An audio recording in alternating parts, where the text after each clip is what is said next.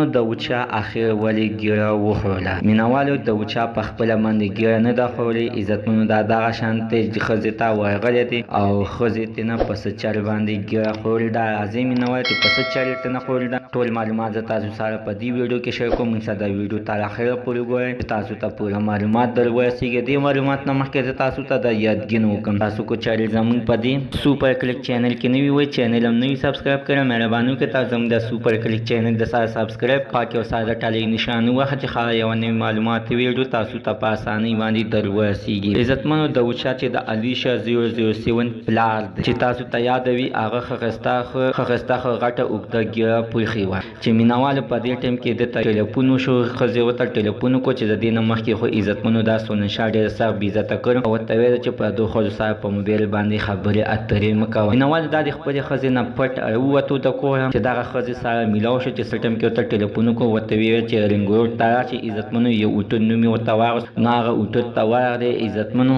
د ډېرې خوشحالۍ نه ځان سره د 400 روپیو ډوډۍ هر څه وړي دي ورته ایښي دي چې عزتمنو دغه زنانو چې ډوډۍ هر څه خوړلي دي. اخر عزتمنو هغوی سره خپل ترماس ودلی دته یې د چي پیلې ډکه کړه. دغه د چي پیلې کې دته نشه اچولې چې دا نشه شوې دی. عزتمنو اخره کې ورته بیا ګیره خوړلې ده او ورته ویلې دي نالت شه او پتا په دغه شانتې ښځو پسې ګرځي. عزتمنو د وچا په دغه طریقه باندې ګیره خوړل ده. عزتمنو په خپله باندې نه ده خوړلې، ښځې تېنه خوړلې ده. خو عزتمنو خپلې ښځې ته لا د دې خبرې علم نه و. نو اوس ورته پته ولګېدله. نو د وچا دومره خبرې اترې ورته وکړې چې د وچا اوس د کور نه تښتېدلی دی، په کور کې نشته دی. اوس عزتمنو ته نن ورځې معلومات د دې ځای پورې د نوي معلومات دپاره د سره زموږ د سوپر کلیک چینل د سره سبسکرایب کړئ. خوا کې ورسره د ټالی نشان ووهئ چې هر یوه نوي معلوماتي ویډیو تاسو ته په اسانۍ باندې در ورسېږي.